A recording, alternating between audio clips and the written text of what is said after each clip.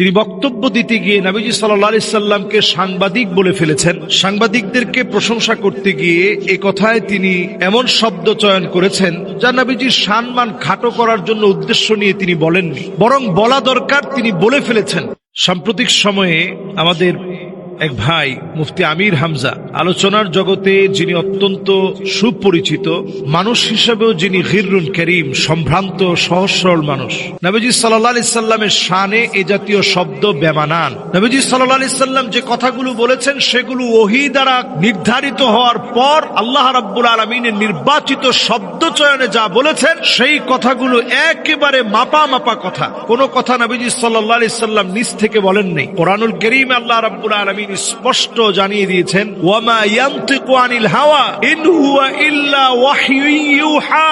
নবী সাল্লাল্লাহু আলাইহি সাল্লাম কোন কথা মন মস্তিষ্ক প্রসূত জ্ঞান থেকে বলেননি, যা বলেছেন আল্লাহর কাছ থেকে ওহী হওয়ার পর সেটা নবীজি সাল্লাল্লাহু আলাইহি সাল্লাম বলেছেন। অথচ যারা বাংলাদেশ সহ সারা ওয়ার্ল্ডে জার্নালিজম বা জার্নালিস্ট, এদের ব্যাপারে একটা কথা খুবই প্রসিদ্ধ, এরা তিলকে তাল বানায়। যেই জিনিসটা একেবারেই নাই ওই জিনিসটাকে তুলে আনে, আর যেটা আছে সেটাকে অদৃশ্য করে ফেলে। এ হচ্ছে সাংবাদিকতা। এজন্য সাংবাদিকদের ক্ষেত্রে একটা বিশেষণ সবসময় লাগানো হয়, অনেকেই বলে হলুদ সাংবাদিক। অথচ নবীজি সাল্লাল্লাহু আলাইহি সাল্লামের জন্য যদি আপনি এমন একটা শব্দ খাস করেন তাহলে এটা নবীজি সাল্লাল্লাহু আলাইহি সাল্লামের আকাশচুম্বী সম্মান ইজ্জতকে প্রশ্নবিদ্ধ করবে। ওয়া ইন্নাকা লাআলা খুলুকিন আযীম, যে নবীকে আল্লাহ রাব্বুল আলামিন আকাশচুম্বী সম্মান আর ইজ্জত দিয়েছেন, সে আকাশচুম্বী সম্মান আর ইজ্জতকে প্রশ্নবিদ্ধ করবে। এখানে একটা বিষয় বলে রাখা ভালো, আমাদের নবী তো এমন নবী যেই নবীর ব্যাপারে মা জানিন নবী সাল্লাল্লাহু আলাইহি সাল্লাম মিন কাউলিন আও ফি'লিন আও তাকরীরিন আও সিফাতিন খিলকিয়াতিন আও খুলুকিয়াহ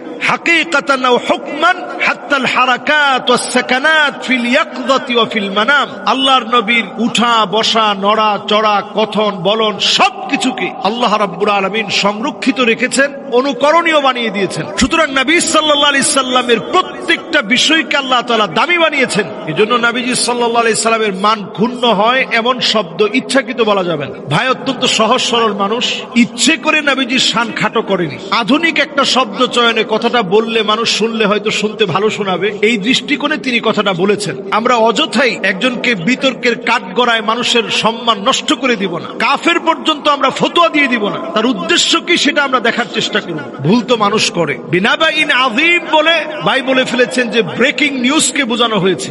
সমস্ত মুফাসসিরিন কেরাম একমত, নাবাউন আযীম মানে হচ্ছে আস-সাআহ, কিয়ামতের খবর দেওয়া, কিয়ামতের বিষয়ে বলাকে নির্ধারণ করা হয়েছে। নাবাউন আযীম মানে কিয়ামতের খবর, একমাত্র এই খবর আল্লাহ রাব্বুল আলামিন জানতেন, দুনিয়ার কেউ জানতো না। সুতরাং এই জাতীয় মিস্টেক গুলো যখন আমাদের হয়, আমাদের প্রত্যেকেরই সজাগ হওয়া দরকার।